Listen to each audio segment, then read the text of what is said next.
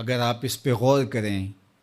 تو آداب معاشرت کا خلاصہ ہے یہ حدیث۔ آقا کریم نے ارشاد فرمایا اتنی دیر تک کوئی شخص کامل مومن نہیں ہو سکتا جب تک وہ اپنے مومن بھائی کے لیے وہ پسند نہ کرے جو اپنے لیے پسند کرتا ہے۔ ایک اچھا معاشرہ تشکیل دینے کے لیے آپ کو کوئی رہنما اصول چاہیے گا تو اس سے بہتر آپ کو کوئی اصول نہیں ملے گا۔ اپنے لیے بہرحال بندہ بہتر ہی چاہتا ہے، تو جب وہ اس مزاج میں ڈھل جائے کہ میں اپنے مومن بھائی کے لیے، اپنے معاشرے کے دوسرے افراد کے لیے بھی وہی چاہوں گا، تو پھر مجھے بتاؤ کہ معاشرے کے اندر پھیلتی ہوئی روحانی بیماریاں، حسد، حقد، بغض، کینہ، نفرت، ایک دوسرے کو نیچا دکھانا، تکبر، رعونت، غرور، یہ ساری چیزیں یہ کہیں آپ کو نظر بھی نہیں آئیں۔ صرف اسی حدیث کو اپنا امام بنا لیا جائے اور اپنا منشور حیات مان لیا جائے۔ محمد بن حنفیہ رضی اللہ تعالیٰ عنہ حضرت علی المرتضیٰ رضی اللہ تعالیٰ عنہ کے فرزند ہیں، لیکن حضرت سیدہ فاطمہ الزہرا سلام اللہ علیہا سے نہیں ہیں، اور حضرت امام حسن رضی اللہ تعالیٰ عنہ حضور علیہ الصلوۃ والسلام کے نواسے، تو بھائی آپس میں، تو دونوں میں کسی معاملے میں شکر رنجی ہو جاتی ہے۔ شکر رنجی، جس رنج میں مٹھاس ہو، شکر ہو، میٹھی ناراضگی، کوئی بغض حسد پہ مشتمل ناراضگی نہیں۔ تو حضرت محمد بن حنفیہ ایک دن بیٹھے تو سوچا کہ وہ میرے عمر میں بھی بڑے بھائی ہیں، اور پھر دوسری بات یہ ہے کہ وہ رسول خدا کی بیٹی کے بیٹے ہیں، ان کا یہ اعزاز ہے، بہرحال مجھے تو یہ اعزاز نہیں ہے، پھر جوانان جنت کے سردار بھی ہیں، تو میں ان سے ناراض ہوں، وہ میرے سے ناراض ہیں، تو بات بھی کوئی اتنی خاص نہیں، تو اب دن بھی 3 گزر رہے ہیں، چلو میں ان کو راضی کر لیتا ہوں۔ تو گھر سے نکلے ان کو راضی کرنے کے لیے، تو واپس آ گئے راستے سے، کاغذ لیا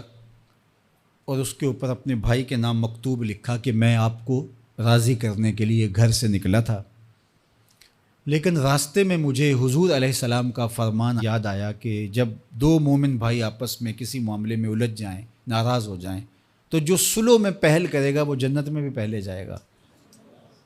تو میں تو یہ گوارا نہیں کرتا کہ آپ سے پہلے جاؤں، تو میں ناراض ہوں، آپ آئیں اور مجھے منائیں۔ تو حضرت امام حسن نے خط پڑھا اور مسکرانے لگے، اور آپ تیزی کے ساتھ تشریف لائے اور اپنے بھائی کو کہا اچھا مان جاؤ پھر، تو وہ مننے کے لیے تو پہلے ہی تیار تھے نا۔ تو جب آپ اپنے مومن بھائی کے لیے وہ پسند کریں گے جو اپنے لیے پسند کرتے ہیں، تو پھر زندگی گزارنے کا مزہ آنے لگے گا۔ نفس روکتا ہے یہ چیز میرے پاس ہے اس کے پاس نہ ہو، یہ اعزاز میرے پاس ہے اس کے پاس نہ ہو، اور اس کی ایک اپنی لذت ہے اور وہ مادی لذت ہے، اور ایک ہے باطن کی، روح کی لذت۔ تو روح کی لذت نفس کی لذت سے کہیں زیادہ اور کہیں دیر پا اور کہیں مختلف ہے۔ اس لیے جب آپ قربانی دیتے ہیں، ایثار کرتے ہیں یا کسی کو ترجیح دیتے ہیں، تو اس کی جو روحانی لذت ہے، آپ کو بھوک لگی ہوئی ہے، تو آپ کو ایک روٹی مل گئی ہے، تو آپ کو ایک ایسا شخص نظر آیا جو آپ سے بھی زیادہ بھوکا ہے، اور آپ کسی نمائش کے لیے نہیں، محض اللہ کی رضا کے لیے اس کو روٹی دے کر کے دیکھیں، خود بھوک کاٹ کے دیکھیں، وہ مرغن کھانوں میں سرور نہیں آئے گا جو اس بھوک میں لطف آپ کو آئے گا۔ تو حضور علیہ السلام کا یہ فرمان اپنے عمل کا حصہ بنا لیں، اور اپنے بھائیوں سے، جو خونی رشتے سے جڑے ہوئے بھائی ہیں، وہاں سے شروع ہو کر کے پورے معاشرے کے اندر اس کا عملی نفاذ کریں۔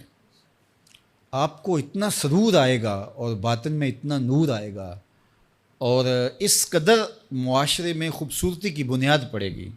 اور اگر ہم آج اس حدیث کو اپنے لیے خضر راہ بنا لیں تو یہ اس پہ عمل کرنا کوئی مشکل نہیں ہے۔ یہ آپ ابھی سے